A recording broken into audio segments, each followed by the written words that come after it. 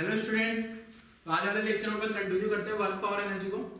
Work power energy में last lecture में मैंने आपको वर्क डन के बारे में समझा रहा था, work done by kinetic friction, ये अपना लास्ट टॉपिक था। उससे पहले अपन वापस चैप्टर की 3 बताता हूँ क्या क्या पढ़ चुके अपन। Work done by constant force F S cos theta, और एफ एस कोस थीटा के बाद अपन ने पढ़ा एक एक करके सारे वेरियस फोर्सेस, जिसमें सबसे पहले आया ग्रेविटी जो कि सबसे आसान होता है, mgh वर्टिकल डिस्प्लेसमेंट एच, उसके बाद नॉर्मल, देन टेंशन, देन आ गया था काइनेटिक फ्रिक्शन। अब फिफ्थ वाला बता रहा हूँ स्टैटिक फ्रिक्शन। तो फिफ्थ वाला पॉइंट आ गया work done by static friction, work done by static friction. Kinetic friction का मैं लास्ट लेक्चर में आपको कवर करवा चुका हूँ, ठीक है बेटा। तो स्टैटिक फ्रिक्शन का वर्क डन देखना जरा क्या होगा, ठीक है। तो स्टैटिक फ्रिक्शन का वर्क डन कैलकुलेट कर लेते हैं जरा क्या है, क्वेश्चन के थ्रू समझते हैं जरा बच्चे क्या है। देखो मान लो ये न्यूमेरिकल आ गया, यहाँ एक ब्लॉक है और ब्लॉक का मास ये मान लिया मैंने कितना है 3 kg, और म्यू का वैल्यू आ गया यहाँ पे 0.5, और ये ब्लॉक इनिशियली रेस्ट में है, ब्लॉक इनिशियली एट रेस्ट, ठीक है, ये रेस्ट पे। अब इसमें मैंने एक फोर्स लगा लिया बच्चे, इधर जो फोर्स लगाया मैंने 10 न्यूटन का, ठीक है, 10 न्यूटन का फोर्स लगा दिया। तो आपसे क्वेश्चन में पूछा गया है फाइंड, पहला question find friction force on block, find friction force on block, ये ब्लॉक पे फ्रिक्शन फोर्स कितना लगेगा, पहला क्वेश्चन। दूसरा क्वेश्चन क्या है बच्चे, find work done by friction, work done by friction, find work done by friction force, find work done by friction force on block and ground, block पे और ग्राउंड पे फ्रिक्शन फोर्स का work done बताना है from time t equal to 0 to time t equal to 5 second, 0 से 5 second में friction force का work done क्या होगा, ये आपको कैलकुलेट करके बताना है। तो प्यारे बच्चों, मैं आप लोगों को बोलूंगा कि आप लोग एक बार खुद से ट्राई करो। अगर ट्राई करोगे तो आप लोग सोल्व कर पाओगे, समझ सकते हो, सोल्व कर सकते हो। बड़ा आसान सा क्वेश्चन है, बहुत आसान क्वेश्चन है। तो पहला क्वेश्चन जिसमें अपन फ्रिक्शन की कैलकुलेशन करते हैं। तो सबसे पहले बच्चों इस ब्लॉक का फ्री बॉडी डायग्राम बनाना होगा आपको। ये 3 kg का ब्लॉक आ गया। अब इस पे m into g तो नीचे लग रहा होगा, m into g नीचे लगेगा तो 30 न्यूटन तो नीचे लग गया। अब इस पे इधर फोर्स लग रहा है, इधर कौन सा 10 न्यूटन का, ठीक है, नॉर्मल ऊपर लगेगा, और ये जो नॉर्मल n1 है, इस नॉर्मल n1 का जो आ गया 30 न्यूटन। अब यहाँ जो फ्रिक्शन है वो स्टैटिक फ्रिक्शन की मैक्सिमम वैल्यू कितनी जा सकती है, म्यू इनटू नॉर्मल। अब म्यू के बारे में कुछ नहीं बोला, मतलब काइनेटिक और स्टैटिक अपन बराबर बराबर मान लेंगे। तो ये दिया है 0.5 इनटू 30 मल्टीप्लाई करूंगा तो ये 15 न्यूटन आ रहा है, मतलब ये मैक्सिमम 15 न्यूटन लग सकता है। अभी यहाँ 15 न्यूटन नहीं लग रहा होगा, अभी कितना लग रहा होगा, ये 15 न्यूटन नहीं लग रहा होगा, कितना लग रहा होगा आपको पता है, स्टैटिक फ्रिक्शन सेल्फ एडजस्टेबल होता है। तो यहाँ पे लग रहा होगा ये स्टैटिक फ्रिक्शन कितना, अकॉर्डिंग टू रिक्वायरमेंट। अब ये ब्लॉक पे इधर 10 है तो ये भी 10 न्यूटन लग रहा होगा, और इस ब्लॉक का एक्सेलरेशन 0 होगा और ब्लॉक रेस्ट में होगा। ये जो ब्लॉक है एट रेस्ट, ब्लॉक रेस्ट पे होगा, and static friction act on block, act on block, और वो स्टैटिक फ्रिक्शन कितना होगा, स्टैटिक फ्रिक्शन होगा 10 न्यूटन। पहला आंसर तो ये है। कुछ बच्चे क्या करते हैं जल्दीबाजी में यही वैल्यू लिख देते हैं, 15 न्यूटन का फ्रिक्शन लग रहा है। अरे बेटा इस पे 10 न्यूटन इधर है, इधर 15, क्या 3 kg ब्लॉक इधर थोड़ी जाने लगेगा ना। अरे मैं अगर इस ब्लॉक पे फोर्स इधर लगाऊंगा, इधर फोर्स लगाऊंगा तो इधर ही चलेगा ना, उधर थोड़ी जाने लग जाएगा, इधर खींच रहा हूं तो इधर जाएगा, ठीक है ना। तो ये फोर्स जो है स्टैटिक फ्रिक्शन वो अकॉर्डिंग टू रिक्वायरमेंट लगता है, सेल्फ एडजस्टेबल होता है, इम्पेंडिंग मोशन, ठीक है ना, वो पेंडिंग मोशन है तब तक लगता है ये, क्लियर है। तो पहला आंसर ये अपना आ गया यहाँ तक का, बड़ा आसान सा क्वेश्चन। अब दूसरा क्वेश्चन जो है आपसे पूछा है वर्क डन बाय फ्रिक्शन। अब यहाँ फ्रिक्शन कौन सा है, स्टैटिक, तो ऑब्वियसली स्टैटिक फ्रिक्शन का वर्क डन बताना। तो वर्क डन जो पहले निकाल रहा हूं, work done on block, block पे वर्क डन निकालूंगा तो ब्लॉक पे वर्क डन 0 आ जाएगा, क्योंकि ब्लॉक का कोई डिस्प्लेसमेंट नहीं हो रहा, क्योंकि ब्लॉक रेस्ट में है, ठीक है। अगर मैं वर्क डन निकालूंगा ऑन ग्राउंड तो ग्राउंड पे भी जीरो ही आएगा, ग्राउंड पे भी जीरो ही आएगा। क्यों? क्योंकि ग्राउंड भी रेस्ट में है। ये आंसर हो गया इस टाइप से। ठीक है, नोट कर लो जरा, बहुत आसान सा क्वेश्चन, इजी क्वेश्चन, हल हुआ क्वेश्चन एकदम। ठीक है, चलो नेक्स्ट समझते हैं जरा क्या है। अभी तक मैंने काइनेटिक फ्रिक्शन, स्टैटिक फ्रिक्शन दोनों का वर्णन आपको समझाया और दोनों में एक सिंपल सा ब्लॉक लेके एक्सप्लेन किया। यही क्वेश्चन मैंने पिछले लेक्चर में भी करवाया था। वहां पे ऑन ग्राउंड पे तो वर्कडन वहां भी जीरो आया था, पर ब्लॉक पे वर्कडन नेगेटिव आया था। नेगेटिव वर्कडन आया था ब्लॉक पे और सिस्टम पे भी नेगेटिव आया था, या सिस्टम पे भी जीरो आ रहा है। क्लियर है? चलो आगे बढ़ते हैं और कहानी आगे बढ़ाते हैं। कहानी यहाँ तक की कहानी अगर आप लोगों ने लिख लियो तो मैं 2 ब्लॉक वाले केस में समझ जाता हूँ आपको। अगर 2 ब्लॉक वाले केस में समझते हैं तो क्या होगा, देखो मैं क्वेश्चन के थ्रू समझाता हूँ वहां पे आपको। अब ये तो आपको पता ही होगा कि कब कब ब्लॉक साथ में चलते हैं और कब कब ब्लॉक अलग चलते हैं। ये सारी कहानी मैं आपको 2 ब्लॉक प्रॉब्लम में ऑलरेडी एक्सप्लेन कर चुका हूं, तो यहाँ तो मैं उसको एक्सप्लेन नहीं करने वाला हूँ। मैं आपको डायरेक्ट बता दूंगा कि ब्लॉक साथ चल रहे हैं या ब्लॉक अलग चल रहे हैं, ये मैं आपको पहले से बता दूंगा। अब ब्लॉक साथ चल रहे हैं या अलग चल रहे हैं ये तो आपको पता लगाना ही आता है। कैसे लगाते हो? पता लगा सकते हो कि ब्लॉक साथ चलेंगे या अलग अलग चलेंगे। ये मैं आपको 2 ब्लॉक प्रॉब्लम करके एक हेडिंग सिखाया था काइनेटिक फ्रिक्शन में। फ्रिक्शन के लास्ट में 2 ब्लॉक प्रॉब्लम का एक वीडियो आया होगा, उसमें मैं एक्सप्लेन किया था ऐसा। ठीक है, तो क्वेश्चन क्या है, देखो ध्यान समझना बेटा, बहुत ध्यान समझने की जरूरत है। मान लो ये ग्राउंड है, ये ग्राउंड आ गया और ये ग्राउंड पे एक ब्लॉक ए आ गया और इस ब्लॉक ए के ऊपर एक और ब्लॉक है बी। ठीक है, और बी ब्लॉक पे यहाँ एक फ्रिक्शन लग रहा है, फोर्स लगा रहा हूँ, एफ पता नहीं कितना है। अब ये जो है ना, यहाँ पे कुछ न कुछ फ्रिक्शन है, म्यू नॉन जीरो, और यहाँ स्मूथ मान लिया हमने। ठीक है, जैसा कि मैंने वहां भी 2 ब्लॉक प्रॉब्लम में लिखा है। अब अज्यूम, आपको क्या मान लेना है, assume both blocks A and be moving together, साथ चल रहे हैं। अब अगर साथ चल रहे होंगे तो ऑब्वियसली सबको पता है इन दोनों के बीच में जो फ्रिक्शन लग रहा हो वो स्टैटिक नेचर का हो, ब्लॉक ए और बी की सरफेस के बीच में। ठीक है, तो आपको वर्क डन बताना है, कैलकुलेट वर्क डन। अब मैं calculate sign of work done पूछ रहा हूं। ठीक है ना, sign of work done, sign मतलब पॉजिटिव नेगेटिव जीरो। ठीक है ना, साइन ऑफ वर्क डन, क्योंकि मैं पूरी कैलकुलेशन करवाऊंगा ना, फिर मेरे को म्यू और एफ का वैल्यू भी देना पड़ेगा, वो भी मैं कैलकुलेट करना सिखा दूंगा आपको कैसे सोल्व करना है। कैलकुलेट साइन का मतलब समझते हो, positive negative zero. Calculate sign of work done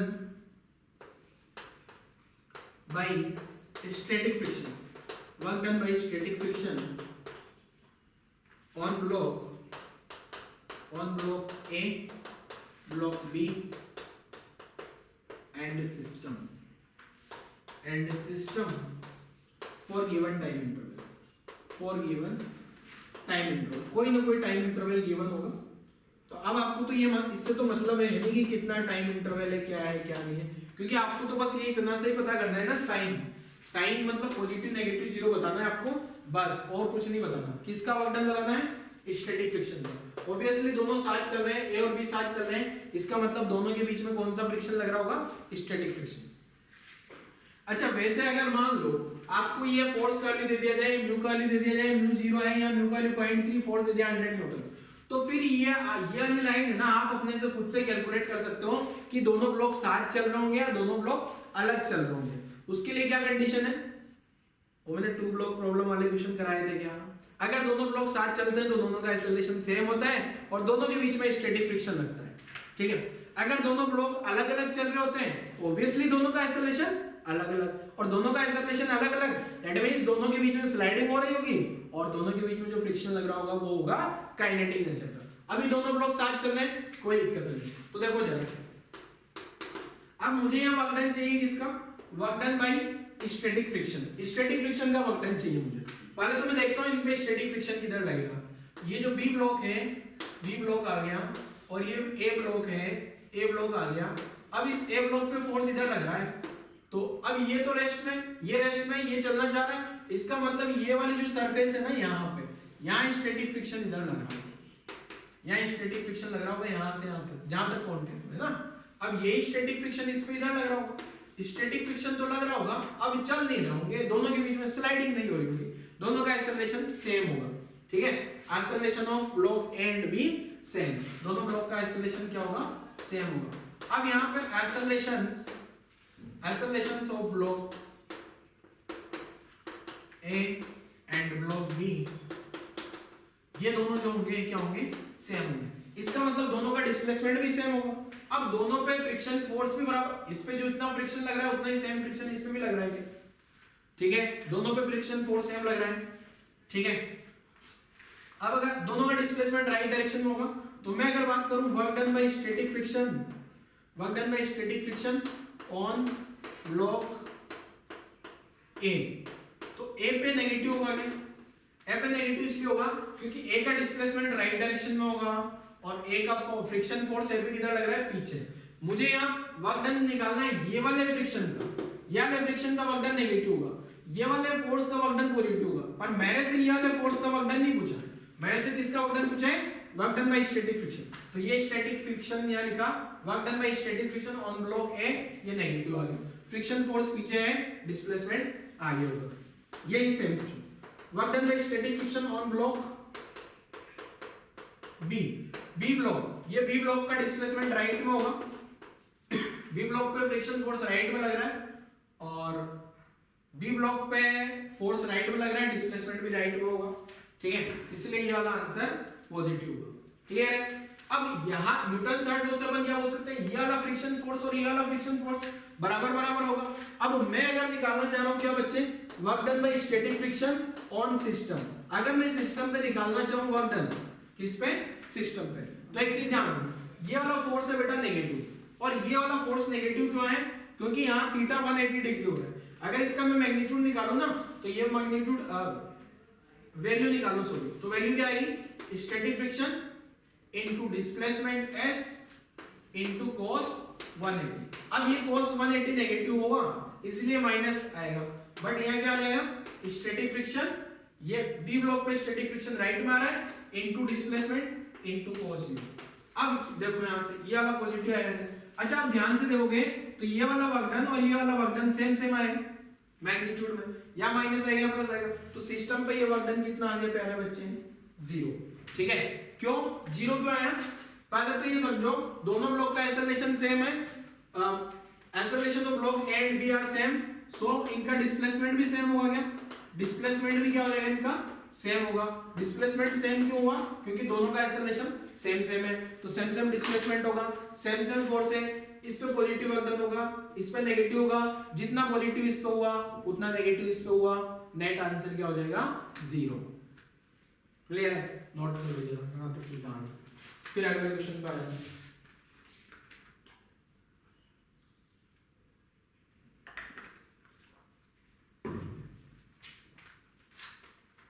अब दोनों ब्लॉक साथ चल रहे होंगे, अलग चल रहे होंगे, ये कहानी आपको ये डेटा दे दिया जाए ना तो पता लग जाएगा, यहाँ का म्यू दे दिया जाए, म्यू एफ दे दिया जाए ना, तो आप ये पता लगा सकते हो कि दोनों ब्लॉक साथ चल रहे होंगे या दोनों ब्लॉक अलग अलग चल रहे होंगे, ठीक है।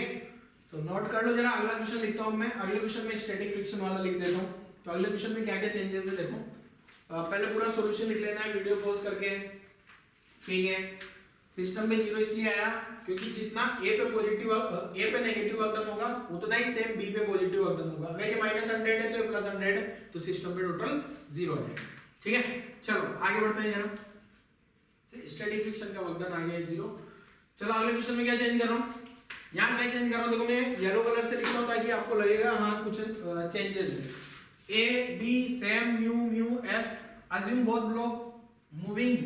both blocks and be moving separately, ठीक है, मींस दोनों ब्लॉक अलग अलग चल रहे हैं ऐसा आपको मान के चलना है। अगर दोनों ब्लॉक अलग अलग चल रहे हैं तो दोनों का एक्सेलरेशन भी अलग अलग होगा, और दोनों का एक्सेलरेशन अलग अलग है इसका मतलब स्लाइडिंग हो रही होगी, फिर काइनेटिक फ्रिक्शन लगेगा। तो मैं अगला क्या लिख रहा हूँ, calculate sign of work done by, यहां लिख दूंगा क्या, kinetic, calculate sign of work done by kinetic friction on block A block B and system for given time interval. Solve करो जल्दी से,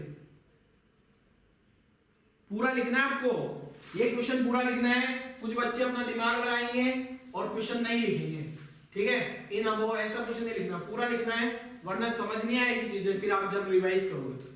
अभी तो आप अपने मन से कुछ भी लिख लोगे। देखो नोट्स ऐसे बनाने चाहिए कम से कम आप खुद समझ पाओ, कभी रिवीजन करने की जरूरत पड़ी आपको तो नोट्स ऐसा होना चाहिए कि मैं खुद तो समझ पाऊं, दूसरा समझ पाए नहीं समझ पाए उससे मुझे मतलब नहीं। बहुत सारे बच्चे क्या है, अभी तो नोट्स इतने गंदे बनाएंगे ना, फिर बाद में क्या करेंगे, किसी के नोट्स लेंगे, बेटा यार तेरे नोट्स दे दे। अब अरे यार तुम जब खुद के नोट्स नहीं बनाया उसकी कैसे समझ आ जाएंगे तुम्हें, ठीक है। अभी केयरलेस नहीं होना, अभी आप खुद के नोट्स सही से नहीं बना रहे हो, फिर बाद में दूसरे से जेरोक्स कराओगे तो कोई मतलब नहीं, फिर कुछ समझ नहीं आना, ठीक है ना। तो ट्राई करो खुद के नोट्स अच्छे अच्छे से बनाओ, प्रॉपर एक एक लाइन लिखो जितना मैं लिखा होता हूँ, ठीक है। चलो क्वेश्चन सॉल्व करते हैं, अगला क्वेश्चन। तो मैं तो बोलूंगा जरा बच्चा वीडियो पॉज करके आप खुद से सॉल्व करने के लिए ट्राई करो, वीडियो पॉज करो और सॉल्व करो खुद से, ट्राई करो खुद से सॉल्व करो। एक बार ट्राई करोगे तो होगा, नहीं ट्राई करोगे तो नहीं होना कुछ। चलो सॉल्व करते हैं। बी ब्लॉक आ गया, ए ब्लॉक आ गया, ये फोर्स एफ आ गया। अब मैं लगाता हूं काइनेटिक फ्रिक्शन।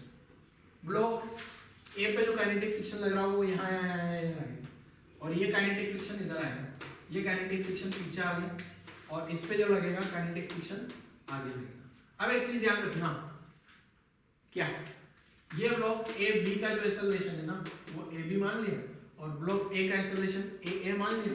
और एक चीज ध्यान रखो कि जो गिवन टाइम इंटरवल में है ए ब्लॉक का एक्सेलरेशन बी ब्लॉक से ज्यादा होगा, ए ब्लॉक का डिस्प्लेसमेंट बी ब्लॉक से ज्यादा होगा और गिवन टाइम इंटरवल, ठीक है ना।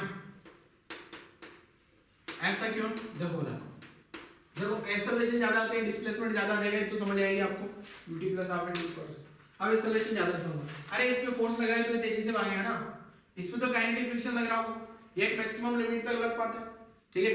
देखो होता क्या है, जैसे जैसे फोर्स को बढ़ाओ ना दोनों के बीच में सर्कुलेशन अलग अलग, शुरुआत में तो साथ चलेंगे बाद में अलग अलग चलेंगे, अलग अलग चलेंगे तो तेज कौन चलेगा, ऑब्वियसली नीचे वाले पे फोर्स लगा रहा हूं तो नीचे वाला तेज चलेगा, ऊपर वाले पे फोर्स लगाऊंगा तो ऊपर वाला तेज चलेगा। अभी मैंने नीचे वाले पे फोर्स लगाया, इसका मतलब नीचे वाला तेज चल रहा होगा, ठीक है ना। चलो अब वर्क डन तो आपको समझ में आ ही गया होगा। वर्क डन में जो काइनेटिक फ्रिक्शन का वर्क डन आएगा ऑन ब्लॉक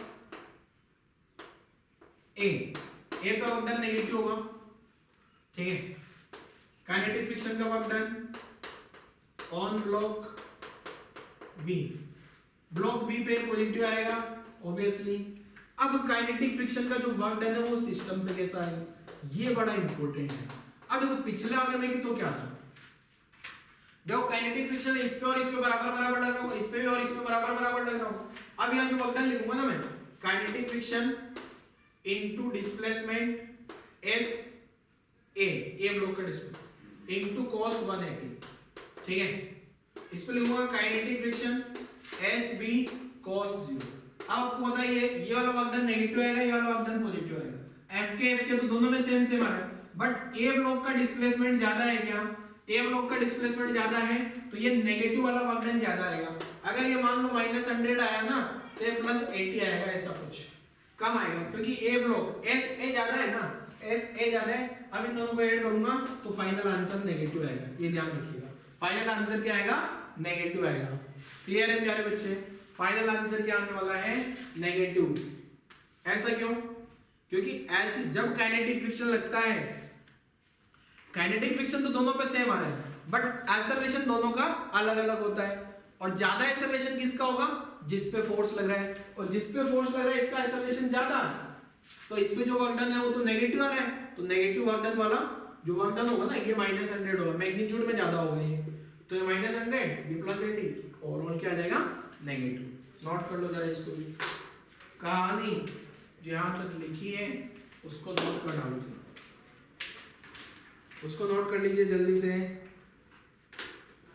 अब मैं यहाँ पे एक टेबल बना के सारे फोर्स को समराइज करता हूँ, सारे के सारे जो जितने भी वर्क डन मैंने समझाए ना उन सबको समराइज कर देते हैं, ठीक है।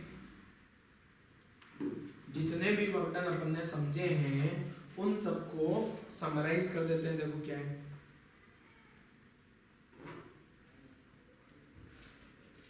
चलो आगे बढ़ते हैं, नोट लगा के लिख लेते हैं उसको। पूरा कंप्लीट समरी, जितने भी वर्क डन पढ़े ना अपन उनका। अब यहां पे अगर देखा जाए तो देखो क्या है,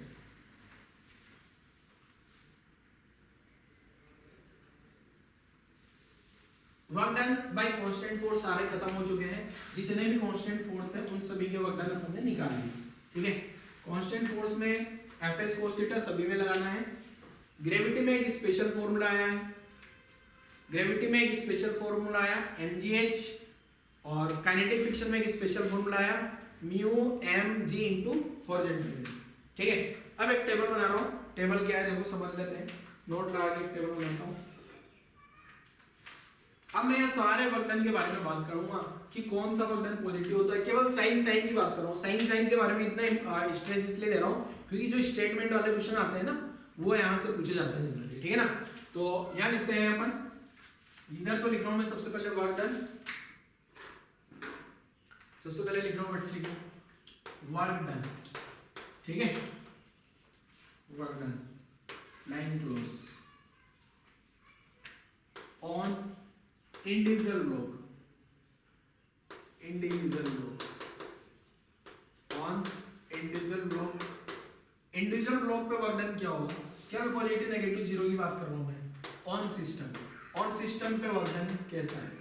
ठीक है, ये इसकी बात कर रहा हूं। सबसे पहले ग्रेविटी की बात करते हैं,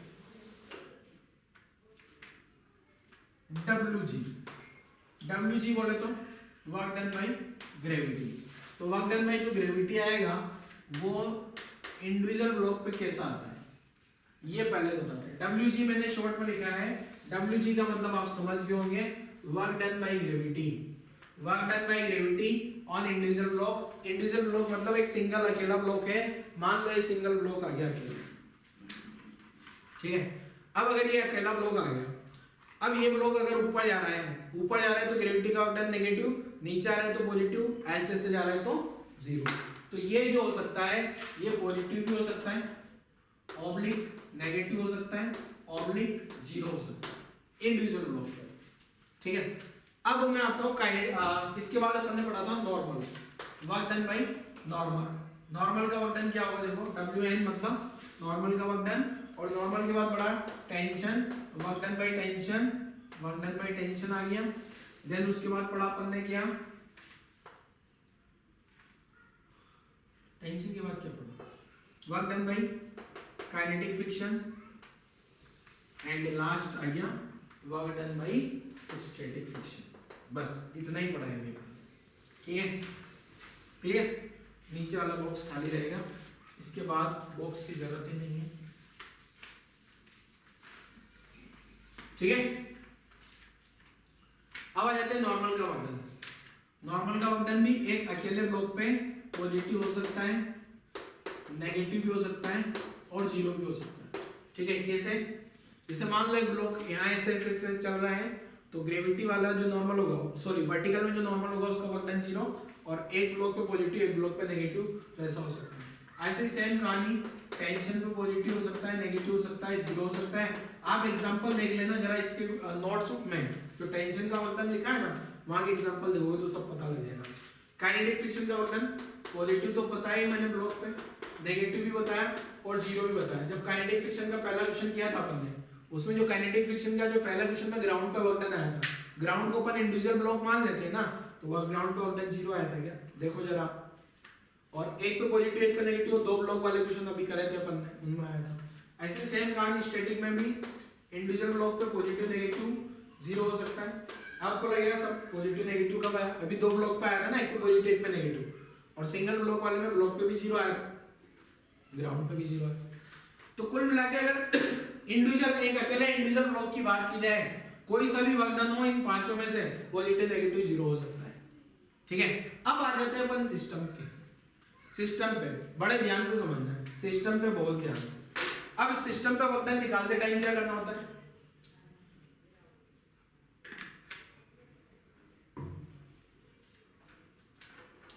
सिस्टम पे वर्क डन निकालते टाइम जो है, सिस्टम में जितने भी ब्लॉक हैं उन सभी ब्लॉक्स पे जहां जहां भी ग्रेविटी का वर्क डन आ रहा है सबको ऐड कर दो, नॉर्मल का वर्क डन आ रहा है सबको ऐड कर दो, टेंशन का वर्क डन आ रहा है सबको ऐड कर दो, काइनेटिक फ्रिक्शन सबको ऐड कर दो, स्टैटिक फ्रिक्शन सबको ऐड कर दो। तो ध्यान रखना है, बहुत इंपॉर्टेंट, ये वाला इंपॉर्टेंट है, इसलिए मैं यहाँ पे अलग कलर यूज कर लेता हूँ। ग्रेविटी का वर्क डन, अब जो ग्रेविटी का वर्क डन है ना, ग्रेविटी का वर्क डन पॉजिटिव हो सकता है, नेगेटिव हो सकता है, जीरो हो सकता है। अच्छा ये भी तो हो सकता है सिस्टम में एक अकेला ही ब्लॉक हो, बस सिस्टम में एक अकेला ब्लॉक भी हो सकता है, सिंगल ब्लॉक, ठीक है, जब भी मोशन हो रहा है, ठीक है। तो ग्रेविटी का work done positive, negative, zero कुछ भी हो सकता है सिस्टम पे भी। अब नॉर्मल पे आ जाते हैं। नॉर्मल का वर्क डन ध्यान रखना, सिस्टम पे हमेशा हमेशा जीरो होता है। देख लो क्वेश्चन में, जहां जहां मैंने नॉर्मल दिखाया था ना, नॉर्मल में मैंने सिस्टम वाले क्वेश्चन कराए होंगे, तो आप ये ध्यान रखना, सिस्टम पे जो है नॉर्मल का वर्क डन हमेशा जीरो होता है, टेंशन का वर्क डन भी हमेशा जीरो होता है, स्टैटिक फ्रिक्शन का वर्क डन भी हमेशा जीरो होता है, और काइनेटिक फ्रिक्शन का वर्क डन ऑलवेज नेगेटिव, ठीक है। मैंने यहाँ सारी पॉसिबल कंडीशन लिखी है। काइनेटिक फ्रिक्शन का वर्क डन कभी भी पॉजिटिव नहीं होगा, सिस्टम पे देख लेना, सिस्टम पे मतलब सबका एडिशन कर दो। अभी दो ब्लॉक वाले पे देखा था अपन ने, पॉजिटिव आया था, उससे पहले काइनेटिक फ्रिक्शन का एक क्वेश्चन किया था न्यूमेरिकल, ग्राउंड पे तो जीरो आया था, पिछले लेक्चर ग्राउंड पे तो जीरो आया था, ब्लॉक पे नेगेटिव, तो सिस्टम पे भी दोनों का मिला के नेगेटिव। तो एक चीज ध्यान रखना, ये बहुत ज्यादा इंपॉर्टेंट है, ये जो काइनेटिक फ्रिक्शन का वर्क डन है वो सिस्टम पे हमेशा हमेशा हमेशा नेगेटिव होगा। काइनेटिक फ्रिक्शन का वर्क डन सिस्टम पे हमेशा नेगेटिव होता है, और ये तीन जो है इनका जीरो, नॉर्मल, टेंशन, ये अगर तो कोई दिक्कत नहीं, ये वाली रो तो आप सबको क्लियर है, पॉजिटिव, नेगेटिव, जीरो कुछ भी हो सकता है। तो नोट लगा के जरा टेबल बना लो, कोई कंफ्यूजन नहीं होना चाहिए। अगर कोई भी रो में कंफ्यूजन है तो वो वाला वीडियो वापस से देख लो, वीडियो क्या देख लो, नोट्स देख लो। जैसे टेंशन में दिक्कत है तो टेंशन वाला नोट्स वापस से रिवाइज करो, आपको ये सब समझ आ जाएगा, ठीक है। तो ये मैंने आपको साइन के बारे में समराइज कर दिया, क्लियर है। तो यहाँ तक की कहानी नोट करो, जरा आगे बढ़ते हैं, जरा यहाँ से और आगे बढ़ते हैं जरा। यहाँ तक की कहानी में अगर देखा जाए तो अपन ने अभी तक क्या कर डाला बच्चे, कांस्टेंट फोर्स का वर्क डन देख लिया। अब आ जाते हैं अपन वेरिएबल फोर्स के वर्क डन पे। अगर फोर्स वेरी करेगा तो क्या होगा, ठीक है। तो अब लिख रहा हूं मैं work done by variable force. तो वेरिएबल फोर्स का वर्क डन कैसे निकालते हैं प्यारे बच्चे, देखो यहां तक की कहानी लिख ली हो आपने। कांस्टेंट फोर्स के नाम पे अपन ने 1 2 3 4 5 पांच फोर्स पढ़ ली, और अभी तक अपन ने बस यही करना है, ठीक है ना। कांस्टेंट फोर्स में तो यही करना है। तो आज वाले लेक्चर तक अपन कांस्टेंट फोर्स पढ़ रहे थे। अब एक वेरिएबल फोर्स अगर आ जाता है तो वेरिएबल फोर्स का वर्क डन आपको कैसे निकालना है ये मैं एक्सप्लेन कर देता हूं। लोग क्या करना होगा, बहुत ध्यान से बच्चे, वेरिएबल फोर्स का वर्क डन बहुत ध्यान से समझना, और हेडिंग लिख देते हैं अपन work done by variable force. Work colourful chalk से लिखता हूं। अब अपन जो लिख रहे थे ना, work done by various constant forces, various forces लिखा हुआ हमने, बट ये सारे कांस्टेंट फोर्स थे, अब वेरिएबल फोर्स आ रहा है। हेडिंग लिखता हूं work done by variable force. अगर मेरे पास में फोर्स वेरिएबल आ जाए तो उसका वर्क डन कैसे कैलकुलेट करना है ये अब समझा रहा हूं, ध्यान से समझना, इंपॉर्टेंट है ये, ठीक है। जेई वाले बच्चों के लिए, नीट वाले बच्चों के लिए, सभी के लिए इंपॉर्टेंट है, इसलिए बहुत ध्यान से समझना है बच्चे, ठीक है। तो देखो क्या है, अगर वेरिएबल फोर्स का वर्क डन पूछा जाए, इसका मतलब फोर्स बदल रहा होगा, ठीक है ना। अब वो फोर्स कैसे भी बदल सकता है, वेरिएबल तो टाइम के साथ भी हो सकता है, एक्स के साथ भी हो सकता है, ठीक है ना। तो अब अपना जो फोर्स है उसको मैं एक वेरिएबल फोर्स लेता हूं और आपको बताता हूं कि किस टाइप से वेरिएबल फोर्स की कैलकुलेशन आपको करनी होगी, ठीक है। तो सॉल्व करते हैं जरा। तो वेरिएबल फोर्स का वर्क डन पहले अपन क्या करेंगे, हर बार छोटा सा वर्क डन निकालेंगे, स्मॉल वर्क डन, ठीक है। यहां पे बच्चों इंटीग्रेशन आएगा तो थोड़ा आपको अलर्ट हो जाना है। इंटीग्रेशन अभी पहली बार आ रहा है, नहीं काइनेमेटिक्स में भी आया है, तो इंटीग्रेशन कैसे यूज करना है देखो समझ लेते हैं।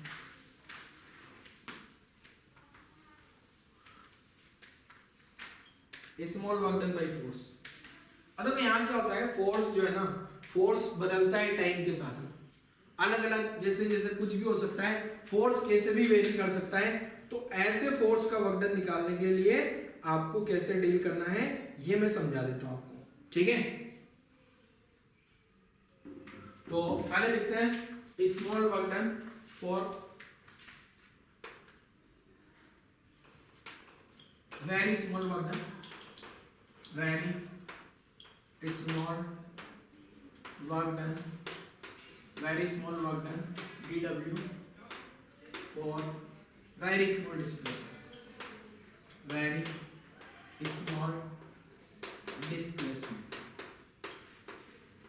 और स्मॉल डिस्प्लेसमेंट को df वेक्टर बोल देते हैं, ठीक है। तो dw क्या लिख दूंगा बेटा, dw equal to force F dot ds, ठीक है।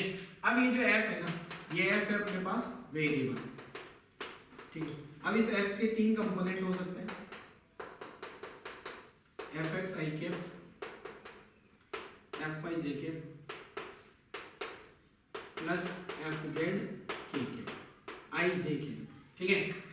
i x डायरेक्शन का वर्क डन, सॉरी ये वाला फोर्स x डायरेक्शन का वर्क डन निकालेंगे, ये x डायरेक्शन का फोर्स है, y डायरेक्शन का फोर्स है, z डायरेक्शन का फोर्स है, ठीक है। अब इस फोर्स के कारण ये जो डिस्प्लेसमेंट आया होगा ds, मान लो ये x डायरेक्शन में ds हुआ, y डायरेक्शन में dy हुआ एंड z डायरेक्शन में dz हुआ, ठीक है। अब यहां से f डॉट ds क्या आएगा देखो, f डॉट ds, तो f डॉट ds क्या आ जाएगा, इन दोनों का डॉट प्रोडक्ट कर देते हैं, तो डॉट प्रोडक्ट क्या आ गया, fx dx fy dy fz dz। अब मुझे अगर टोटल वर्क डन चाहिए, टोटल वर्क डन चाहिए तो क्या करूंगा, इसको इंटीग्रेट कर दूंगा, adw को इंटीग्रेट करेंगे तो टोटल वर्क डन आ जाएगा। तो टोटल वर्क डन क्या मान लिया मैंने, total work done total work done मान लिया मैंने w, और ये w हो जाएगा इंटीग्रेशन f डॉट ds, ठीक है। तो जो टोटल वर्क डन हो जाएगा, ये जो total work done f dot ds आ रहा था, इस f डॉट ds का वैल्यू अगर मैं यहाँ से पुट करूँ यहाँ से, तो ये आ गया fx dx plus fy dy plus fz dz, ठीक है। तो ये इंटीग्रेशन से फाइनली ऐसा आंसर निकाल लेना है। अब इंटीग्रेशन आपको आना चाहिए, अगर इंटीग्रेशन नहीं आएगा तो आंसर नहीं सोल्व कर पाओगे। तो कहानी लिखो यहाँ तक की, फिर अपन न्यूमेरिकल के थ्रू समझते हैं जरा। जनरली क्वेश्चन में, ज्यादातर क्वेश्चन में क्या होगा, ये जो फोर्स होगा ना बच्चे, ये x डायरेक्शन का ही दिया होगा। अब डायरेक्शन वगैरह अपने को भी असाइन करनी पड़ सकती है अगर क्वेश्चन में नहीं दी गई हो तो, ठीक है। अपन खुद से मान लेंगे यार डायरेक्शन x है, ये वाली y है, z है, तो fx dx निकालना है। ये जनरली ज्यादातर क्वेश्चंस में इतना नहीं पूछा जाता, ठीक है। ये पूरा कंप्लीट है या ब्रैकेट है, ठीक है।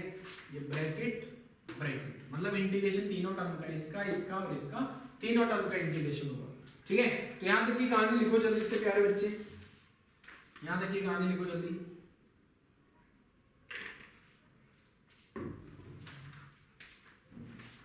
चलो न्यूमेरिकल कर ले, अब कुछ न्यूमेरिकल पे आ जाते हैं जरा।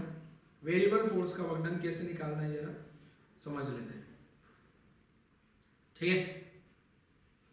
तो क्वेश्चन लिखता हूं मैं यहाँ पे, क्या है क्वेश्चन, ध्यान समझना बच्चे, बहुत आसान क्वेश्चन है वैसे तो क्वेश्चन क्या है, an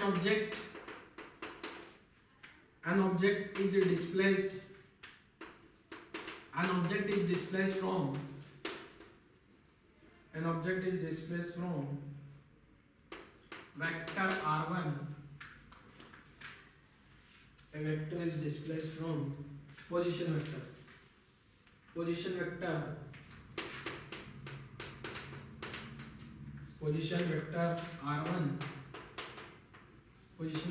r1 और r1 जो वेक्टर दिया है ना, ये दिया है 2ik plus 3jk metre to r2, और ये जो r2 दिया है ना पोजीशन वेक्टर, ये दिया है 4ik plus 6jk metre under the action of a force, under the action of a force,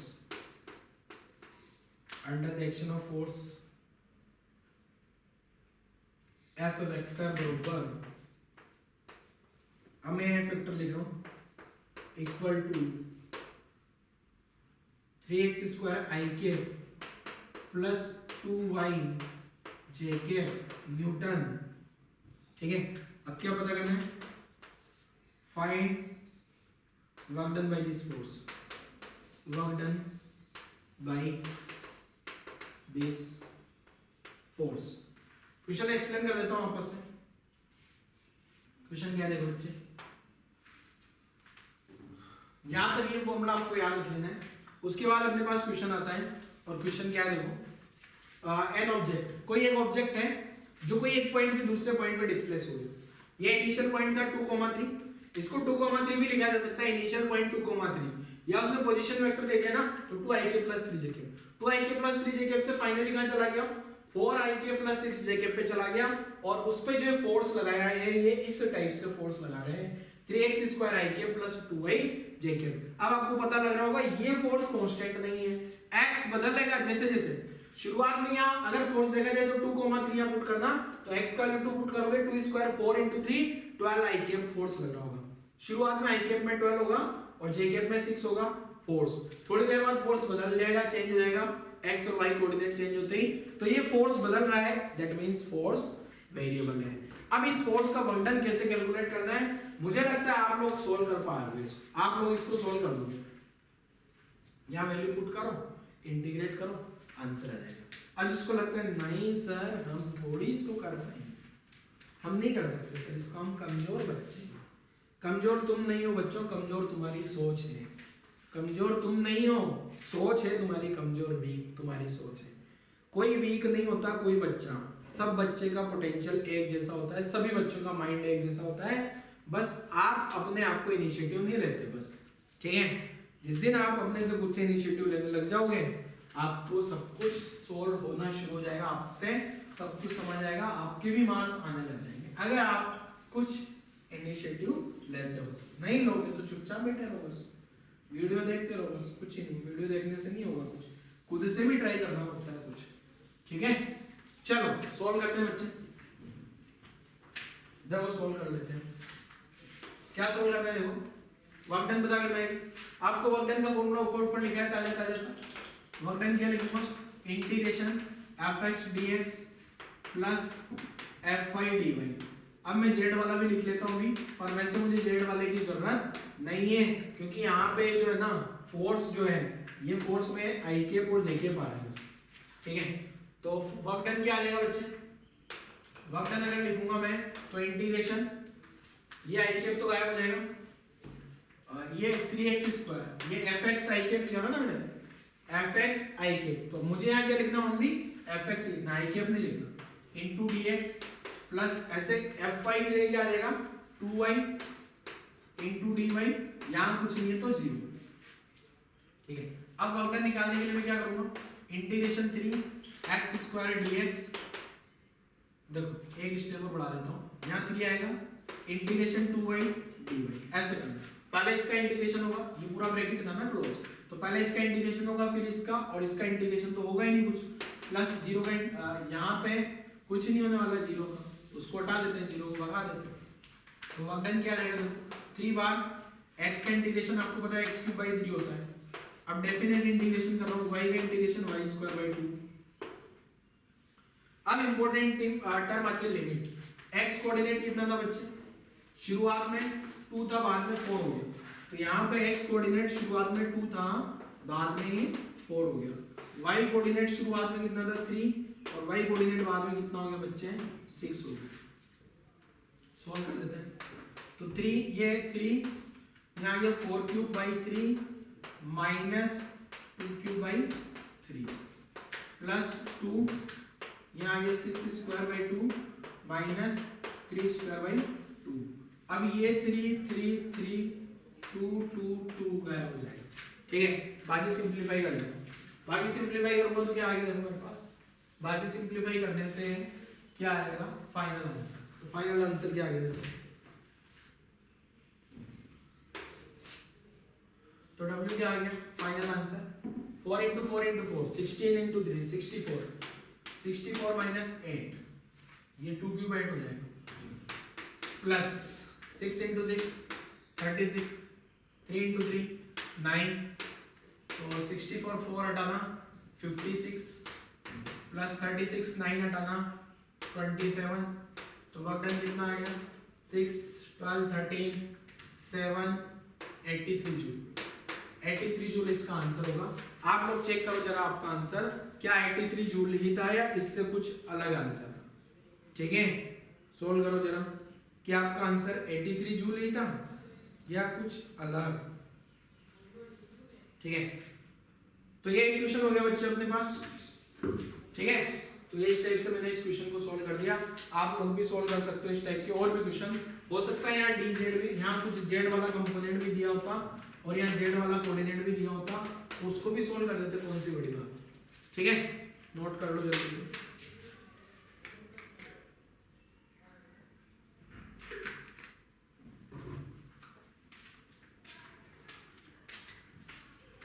चलो नेक्स्ट क्वेश्चन पे आते हैं।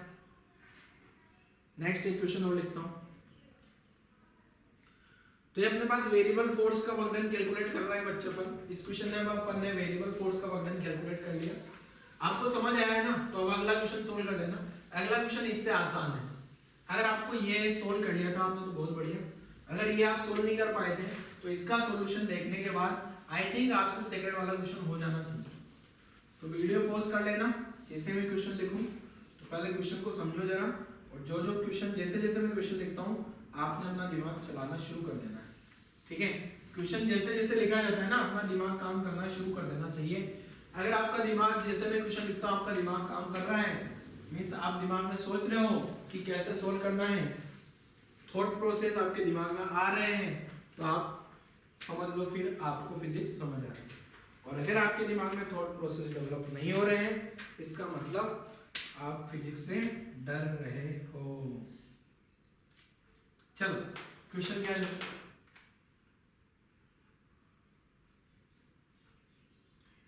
चलो अगला question. A force F equal to 0.5 x plus 10 Newton acts on a particle, ठीक है। एक particle पे ऐसा फोर्स लग रहा है,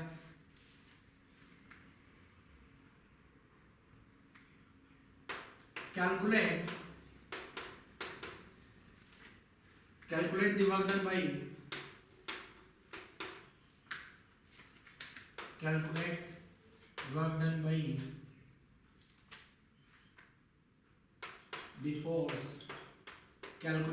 by the force during the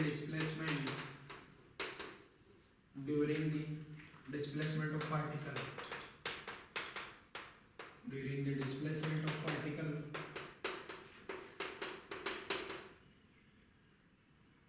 from x equal to 0 to x equal to 2 metre, ठीक है। और यहाँ पे जो है ना x ऊपर जो x लिखा है, ये वाला जो x लिखा है 0.5 x plus 10, ये x मीटर में है ना, ऐसा आप मान लो। चलो आंसर निकालो जरा, आसान सा क्वेश्चन है, आप लोग आंसर इजीली निकाल सकते हो बच्चों इसका। तो सॉल्व करिए और आंसर कैलकुलेट कर लो बच्चों, इसका आंसर क्या आने वाला है, इस इक्वेशन का आंसर क्या आने वाला है, कैलकुलेट कर लो। चलो वीडियो पॉज करके सोल्व किया होगा आप लोगों ने। नहीं सर हम कहाँ सोल्व करेंगे, कोई नहीं सोल्व किया है तो सॉल्यूशन देखो जरा, ठीक है। तो क्वेश्चन का सॉल्यूशन देखते हैं जरा, क्या इस क्वेश्चन का सॉल्यूशन होना चाहिए, ठीक है। तो सॉल्यूशन लिख रहा हूं बच्चे, वर्क डन जो आएगा integration fx dx। fx dx क्यों लिखा, बस fx dx ही क्यों लिखा मैंने, बस क्योंकि यहाँ पे जो फोर्स है वो x पे डिपेंडेंट है बस, ठीक है। तो सॉल्व कर देता हूँ जरा। Integration 0.5x plus 10 into dx, ठीक है। अब इंटीग्रेट कर देते हैं, y z लिखने की जरूरत नहीं, y dy एंड dz लिखने की जरूरत नहीं है। तो वर्क डन कितना आ गया बच्चे, 0.5 तो कांस्टेंट है, बाहर आ जाएगा 0.5 x square by 2 plus 10x। अब लिमिट यहाँ से जो लिमिट लगेगी वो लिमिट आ जाएगी कहाँ से कहाँ तक, x 0 से लगा के x 2 तक लिमिट आ गई, ठीक है। तो सोल्व कर देता हूँ, अपर लिमिट लोअर लिमिट, तो अपर लिमिट क्या हो गई 0.5 2 स्क्वायर अपॉन 2 प्लस 10 इंटू 2, ये तो हो गए अपने पास बच्चे upper limit. Lower limit 0 plus 0 हो जाएगी, ठीक है। तो लोअर लिमिट क्या आ गई 0 प्लस 0, तो कितना आ गया 0.5 8 2 भाग जाएगा प्लस 20, तो अंडर कितना आ गया, मल्टीप्लाई करोगे तो 1 प्लस 20, तो इसका आंसर हो जाएगा 21 जूल। चेक करो जरा, आपका आंसर भी यही था या कुछ अलग। चेक करो बच्चों, आपका आंसर यही है या कुछ अलग है।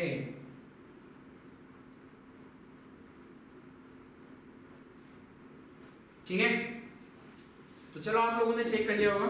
नेक्स्ट आगे बढ़ते हैं जरा, यहां तक की कहानी अगर आप लोगों ने लिख ली हो तो और आगे बढ़ते हैं। तो आगे क्या है देखो, एक और क्वेश्चन बता रहा हूं, देखो एक और क्वेश्चन लिख लेते हैं जरा। यहां तक लिख लिया होगा तो मैं रब कर देता हूं, वीडियो पॉज करके लिख लेना, नोट ला के लिखते हैं। देखो कभी कभी क्या होगा, क्वेश्चन में आपको ग्राफ दे दिया जाएगा, ठीक है, ग्राफ दे दिया जाएगा तो ग्राफ से वर्णन कैसे निकालना। अच्छा, आपको इंटीग्रेशन का मतलब पता है क्या, ज्योमेट्रिकल मीनिंग ऑफ इंटीग्रेशन, या भूल गए? ज्योमेट्रिकल मीनिंग ऑफ इंटीग्रेशन जिस बच्चों को पता होगा वो सोच लेगा ग्राफ से कैसे आंसर निकालना है, ठीक है। ज्योमेट्रिकल मीनिंग ऑफ इंटीग्रेशन आपको पता होना चाहिए बच्चे, अगर आपको पता है ना तो आप आंसर निकाल लोगे। तो लिखता हूं मैं, नोट लगा के देखोगे,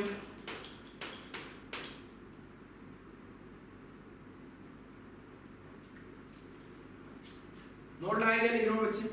जैसे मान लो यहां पे ये x आ गया, ये fx है, मतलब ये x कोऑर्डिनेट है, x डायरेक्शन का फोर्स, y कोऑर्डिनेट है, y डायरेक्शन का फोर्स, z कोऑर्डिनेट है। सबके सारे के सारे फोर्स क्या है, ये वेरिएबल है क्या, सारे के सारे फोर्स क्या है बच्चे, वेरिएबल है क्या।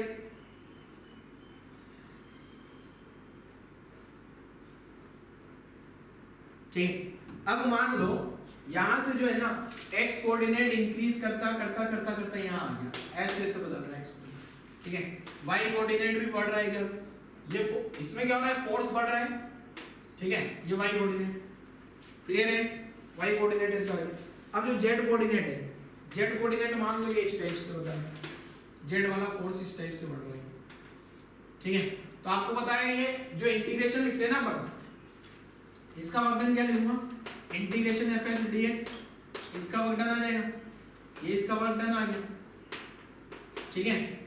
अब ये जो वर्कडन है ना इंटीग्रेशन वाला, इसका वर्कडन क्या आएगा, इसका जो वर्क लिखूंगा इंटीग्रेशन fy dy आ जाएगा, और इसका वर्क क्या लिखेंगे, जैसे मैं यहां से इसको मान लेता हूं w1, ये वाला वर्कडन w1 आ गया, ये वाला वर्कडन आ गया w2, और ये वाला वर्कडन आ गया w3, तो टोटल वर्कडन क्या आ जाएगा w1 plus w2 plus w3। अब ये जो वर्कडन है ना, आपको पता है इंटीग्रेशन, ये जो होगा इंटीग्रेशन फोर्स और डिस्प्लेसमेंट, फोर्स और डिस्प्लेसमेंट कर्व का जो एरिया होता है ना वो वर्कडन होगा। फोर्स और डिस्प्लेसमेंट कर्व का एरिया क्या होगा बच्चे, वर्कडन। फोर्स और डिस्प्लेसमेंट कर्व का जो एरिया होगा वो वर्कडन होगा। आपको एक लाइन पता हो, geometrical meaning of integration y into dx, ये क्या होता है, area of curve y equal to fx on x axis. ऐसा ही मैंने इंटीग्रेशन में पढ़ाया था, तो यहां भी क्या आ जाएगा, ये जो इंटीग्रेशन fx dx आया है ये क्या आ जाएगा, area of force displacement curve, force displacement curve on displacement axis. ठीक है, क्लियर है? एरिया ऑफ फोर्स डिस्प्लेसमेंट का रूट, इधर फोर्स इधर डिस्प्लेसमेंट का रूट, इसका जो एरिया निकालूंगा वो क्या आ जाएगा अपना वर्क डन। ठीक है ना, ये वर्क डन आ गया ना, ये वर्क डन आ गया W1, ये W1 आ गया, ऐसे W2 आ जाएगा इसका एरिया। अब इसका एरिया, ये वाला एरिया निकाल लो एरिया, ये वाला एरिया निकाल लो एरिया। अब इसमें एरिया, ऊपर वाला एरिया पॉजिटिव और नीचे वाला एरिया नेगेटिव। क्लियर है? ऊपर वाला एरिया क्या हो जाएगा पॉजिटिव और नीचे वाला एरिया नेगेटिव हो जाएगा। क्लियर है? ऊपर वाले एरिया को मैं क्या लिख लूंगा बच्चे पॉजिटिव, और नीचे वाले एरिया को क्या लिख दूंगा नेगेटिव। ठीक है, तो अबव एरिया, ठीक है, वर्क डन पॉजिटिव होगा अपर एरिया, और वर्क डन नेगेटिव होगा लोअर एरिया। क्लियर है? यहां तक की कहानी सभी बच्चों नोट कर लो जरा। अब एक क्वेश्चन भी कर लेते हैं जरा। एक क्वेश्चन क्या है देखो जरा, यहां तक की कहानी लिखो पहले जल्दी से। चलो रब कर देता हूं मैं, इसको रब कर दिया। ठीक है, तो आपको ये इंटीग्रेशन वाली कहानी है यहाँ पे, मतलब एरिया निकाल लेना तो आपका आंसर आ जाएगा। ठीक है, तो चलो एक क्वेश्चन लिखता हूं मैं। क्वेश्चन जो है क्या है देखो, यहाँ एक्स कोऑर्डिनेट है, यहाँ फोर्स है। अब ये जो है ना एफ एक्स आ गया। ठीक है, अब F Y and F Z zero है, एफ वाई वाला फोर्स जीरो है एंड जेड वाला फोर्स जीरो है। अब एक चीज ध्यान रखना, ये दोनों अगर यहाँ एफ एक्स ना लिख के सिंपल एफ लिखा है, इसका मतलब ये जो एफ है ना वो फोर्स एफ एक्स के बराबर ही होगा। ठीक है ना, वही फोर्स किसके बराबर होगा एफ एक्स के, वाई और जेड वाला फोर्स जीरो है। अब मान लो ये फोर्स इस टाइप से है, टिंग टिंग, ये इस टाइप से। ठीक है ना, तो यहां से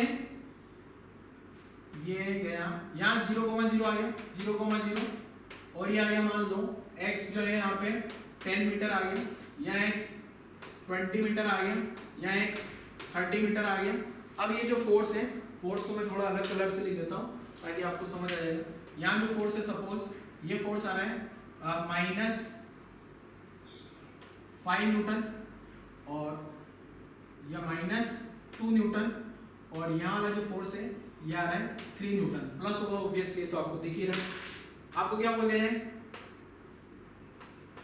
calculate work done, calculate work done by force, work done by force. ठीक है, from x equal to 0 to x equal to 30। x का वैल्यू 0 से 30 जा रहा है ना, तो वर्क डन कितना होगा ये आपको बोल दिया जाएगा। तो आपको क्या करना है बच्चे, बस ऊपर वाला एरिया निकाल लेना है और नीचे वाला एरिया निकाल लेना है। ठीक है ना, वही आपका आंसर है।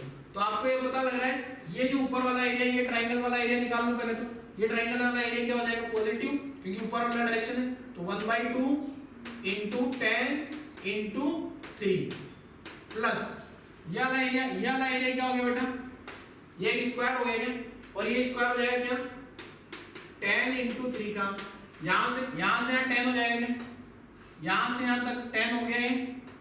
ठीक है, और यहां से यहां तक क्या हो जाएगा 3, तो 10 × 3 आ गया। अब ये तीसरा वाला एरिया माइनस क्यों लिख रहा हूं, तीसरा वाला एरिया जो है ना वो माइनस आएगा। माइनस क्यों आएगा बच्चे, तीसरा वाला एरिया जो है वो माइनस क्यों कर रहा हूं, क्योंकि वो नीचे वाला एरिया है, क्या नीचे वाला एरिया है क्या ये, और यहां से यहां तक की डिस्टेंस आपको पता है कितनी है, ये नीचे ये वाली डिस्टेंस तो 2 आ गई, और यहां से यहां कितनी आ गई 10 आ गई। क्या क्लियर है बच्चे, तो 10 × 2 करूंगा तो 10 × 2 आ गए, सही ना, 20 से 30, तो अब कितना आ गए 15 30 20, तो वर्क डन कितना आ गया 15 + 10 30 - 20, तो वर्क डन आ गया कितना 25 जूल। ये आपका आंसर है। ठीक है, तो इस टाइप से बच्चे जो वर्क डन है ना, इस वर्क डन से एरिया से भी आंसर निकाला जा सकता है। जैसे आपको याद हो तो अपन ने काइनेमेटिक्स में भी किया था, VT ग्राफ का एरिया डिस्टेंस और डिस्प्लेसमेंट देता है। Upper area minus lower area करूंगा तो displacement, upper area plus lower area करूंगा तो डिस्टेंस। ऐसे एटी ग्राफ का area upper area minus lower area change in velocity देता है, ऐसे एफटी ग्राफ का area change in linear momentum, और उसी को अपन ने इंपल्सिव बोल दिया था। तो वही सेम कहानी है, फोर्स और डिस्प्लेसमेंट ग्राफ का जो एरिया होगा, फोर्स इधर फोर्स आ गया, इधर डिस्प्लेसमेंट आ गया, तो फोर्स और डिस्प्लेसमेंट ग्राफ का जो एरिया होगा बच्चे वो होगा क्या, वर्क डन। क्लियर है? अच्छा ऐसे ही जो मैंने पिछला क्वेश्चन दिया था अभी आपको याद है, मैंने जो work done by variable force लिखाया उसके बाद अभी एक क्वेश्चन कराया है ना, एक ग्राफ से पहले एक क्वेश्चन, वही सेम क्वेश्चन को अपन यहां से भी सॉल्व कर सकते हैं, ठीक है, और उससे भी आंसर यही सेम आने वाला है। तो मैं वेरीफाई करके बता देता हूं वही सेम क्वेश्चन को, ठीक है। ये क्वेश्चन आप लोगों ने लिख लिया होगा, क्वेश्चन क्या था देखो मैं बता देता हूं, पूरा क्वेश्चन तो मैं लिख नहीं रहा हूं, ठीक है, पूरा क्वेश्चन नहीं लिखूंगा, क्वेश्चन क्या था देखो, एक मिनट, हाँ ये उसमें जो मैंने क्वेश्चन दिया था fx जो दिया था ना वो दिया था 0.5x + 10, देखो जरा जल्दी से, और डिस्प्लेसमेंट हुआ था x 0 से लगा के x 2 मीटर।